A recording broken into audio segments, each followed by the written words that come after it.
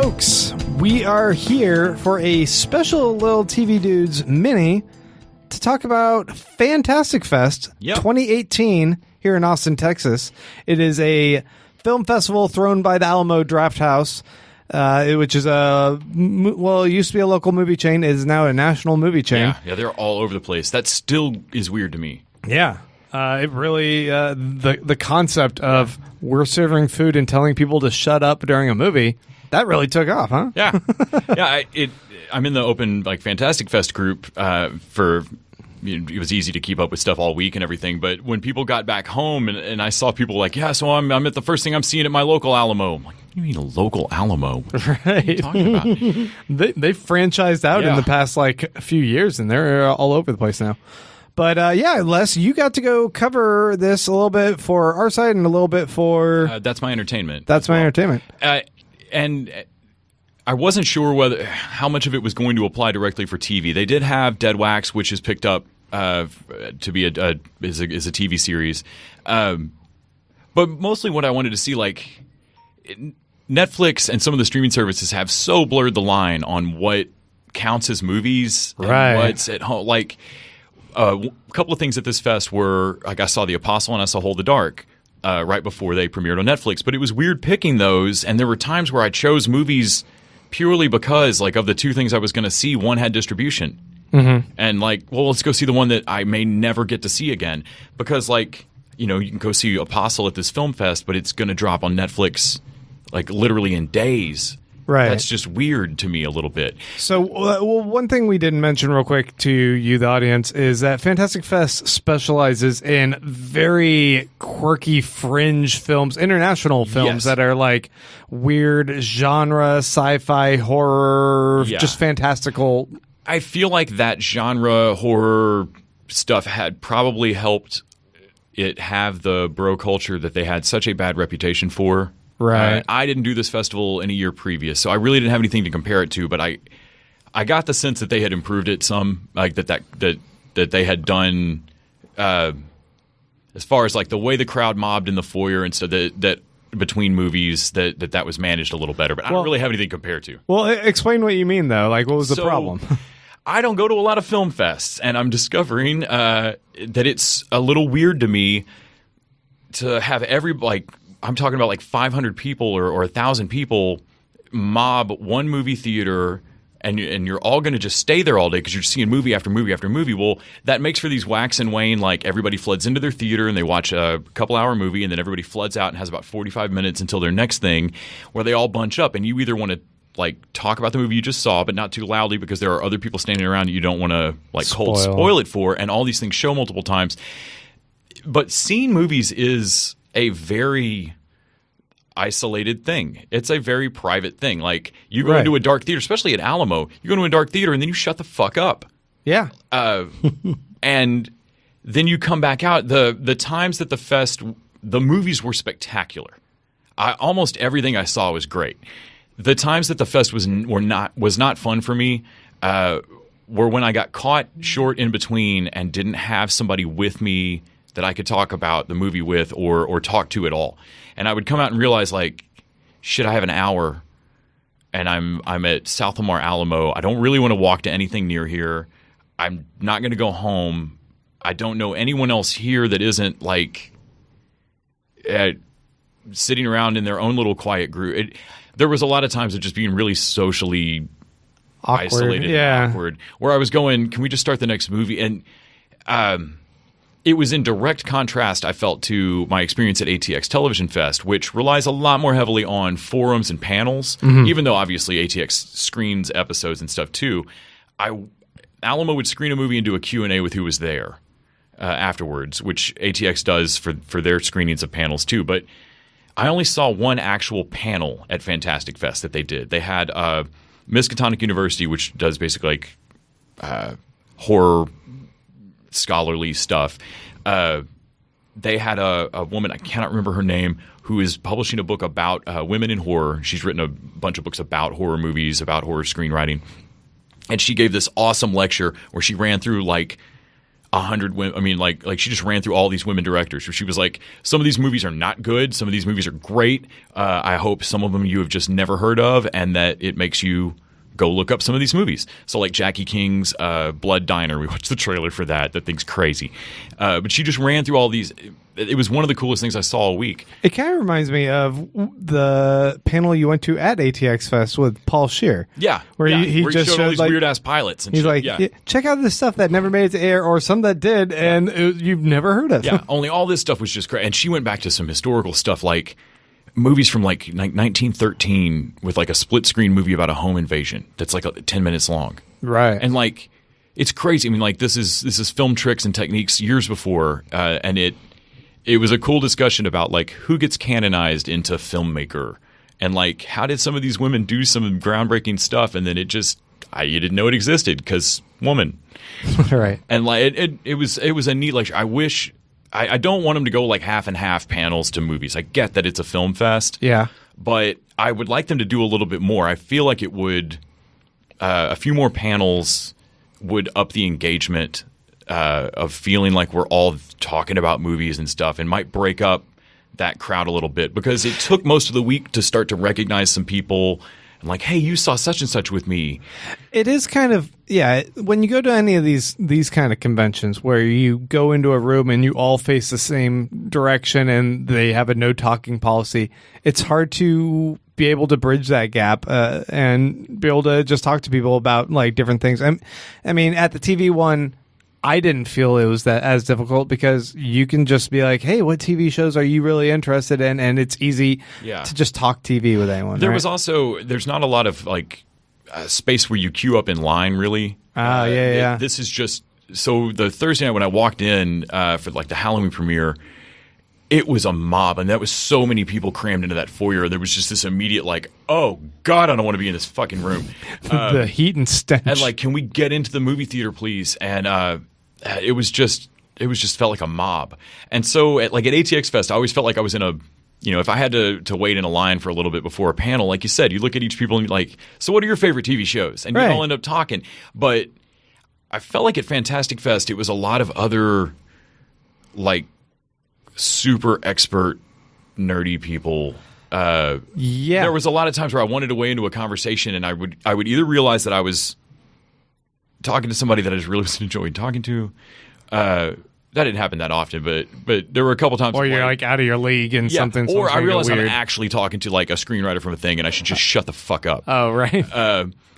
Because one of the neat things was the amount of people that were just there. Almost all these films had a director and some cast or some people from it there, and a lot of them just stayed for the fest. Right. So like for days you'd see like, oh, you're the director of Starfish. Oh, there you are again. Oh, hey man, what's up? And like by the end of the week, like, oh, hey, it's Jason Trost it's J-Tro from the FP. And like dude's just walking around and he's just there all week. That was rad. Like that was great. That kind of casual access felt really cool. But it was just I don't go to a lot of film fests. It was really weird for me to keep going in and out of these don't talk to anybody isolation thing and experience this movie and then pop that bubble and be outside for like 40 minutes and then do it again. And I'd see like 3 to 5 movies a day, and I also had press screener access, so I'd watch another couple things when I got home. It's kind of exhausting. I saw 27 movies across 7 days. Oh, jeez. That's a lot. And I had a midnight movie I should have gone to every night and skipped. But I also saw stuff at the press room at like 8 in the morning. There were press screeners, or I had some digital access to stuff as well. Man, so you touched on this a little bit, but there's also the controversy about the Alamo Drafthouse a couple years back about how they handled an individual who had sexually assaulted someone and had other people like come out and accuse him of it. Opened up and admitted to it, and then they kind of did a thing where almost like they swept it under the rug, and then they tried to like have the guy still work. Stealth rehired him. They stealth rehired, and then got busted for that, and tried to do an apology, but didn't really do it well. And since then, they just haven't really talked openly about like how they were going to address it. They've just kind of done we're not going to say anything, and maybe we're going to try and change policy within. Well, here's the issue, though. The Drafthouse has not just this film festival where they're heavily involved.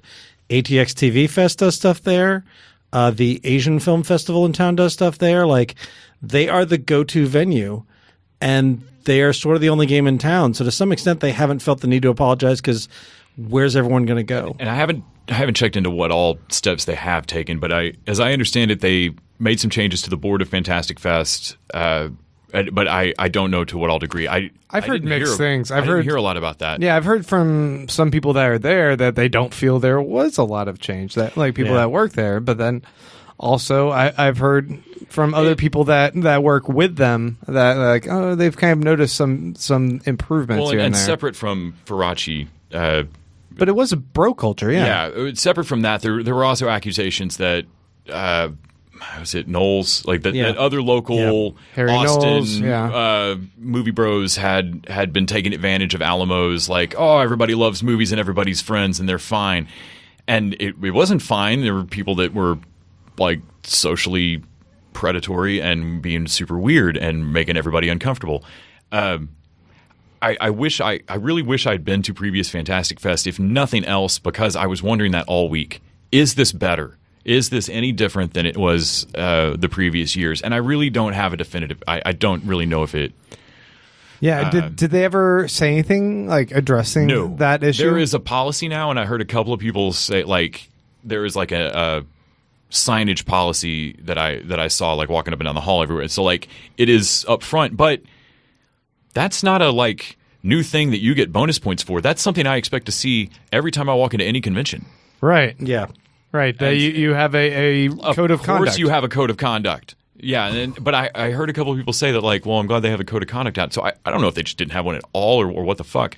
I was glad that, I want to say last year at Fantastic Fest, they the genre film folks did show, like, a Faster Pussycat type, like, sort of porn. And they didn't do that this year. Like, they're... Fantastic Fest is genre and weird enough. A friend of mine that went, I think it was last year that they did that, was like, yeah, that was a stupid secret screening, guys. Like really fucking tone deaf. Yeah. And so like this year, I felt like I was kind of looking around for like, are you guys going to make just a gross misstep of like who programmed that? And I didn't really catch any of those. It is a fucked up film festival, and I saw so many neck stabbings. In the movies. God. In movies. I was like, at the theater? Oh my God. No, but there is a thing coming out on Netflix in a couple of weeks called The Night Comes For Us that is the best action movie I've seen since The Raid, bar none. Really? I saw a Gareth Evans movie this week. It was not this movie, and I still can't believe that the movie, like The Apostle, is by Gareth Evans, and The Night Comes For Us is not. I've not heard it. I want to say it's some of the same stunt guys from The Raid, but The Night Comes For Us. All right. Fuck, it's going to be on Netflix in about 3 weeks. It is Jackie Chan inventive in terms of what they grab from the room to beat the shit out of each other, but it's not funny. It is the Raid level ass whoop. I can't speak. I saw it at 8 a.m. at a press thing and was like, Jesus Christ. What a way to wake up. Oh man, it was rad. All right. Well, overall, would you want to check it out again? I would want to be better prepared for it. I didn't really know quite what I was walking into. It was just really socially awkward for me. It hit on a couple of social situations I don't deal well with, like really big crowds and not knowing a soul.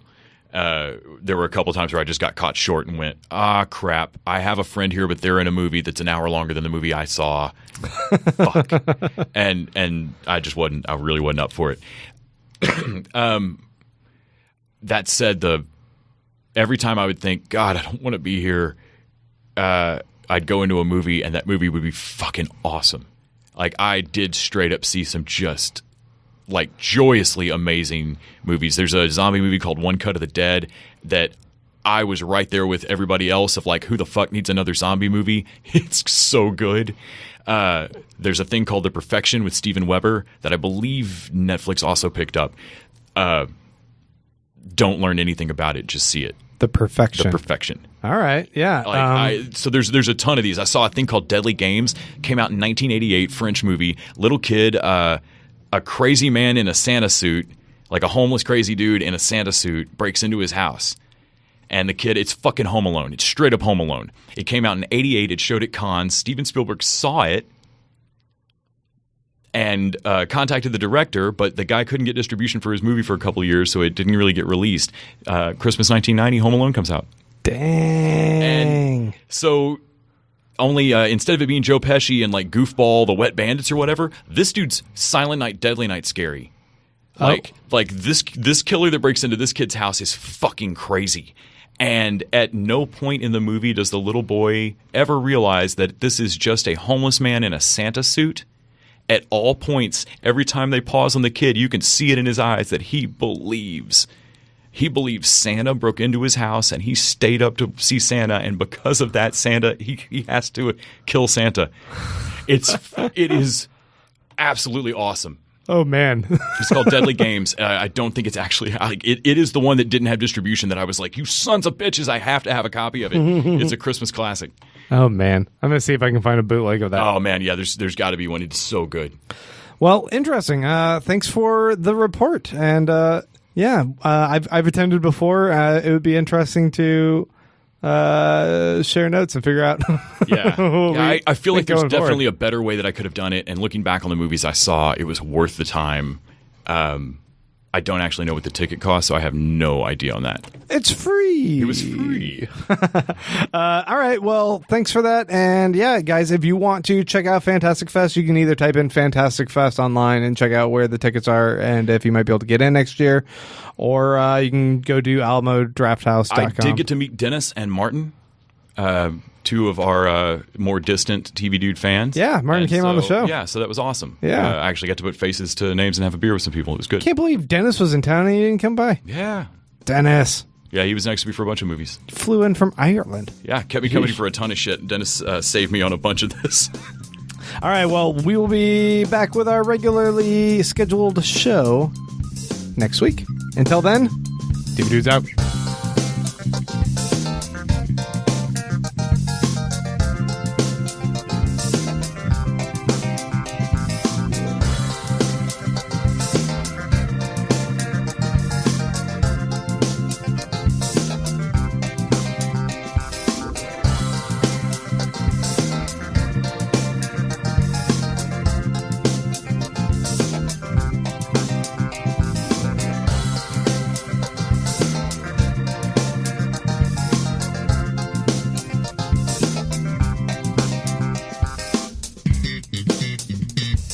The TV Dudes is an independently run podcast and a member of the Electric Sweater Podcast Network. We are exclusively listener-supported. If you'd like to help us out, go to patreon.com/tvdudes. You can like us on Facebook and Twitter @TVDudes. All the music for our show is by our friend and original TV Dude, Gregory J. Amani Smith. To find out more about us, go to thetvdudes.com and electricsweater.com. I'm Grant Davis. Thanks for listening.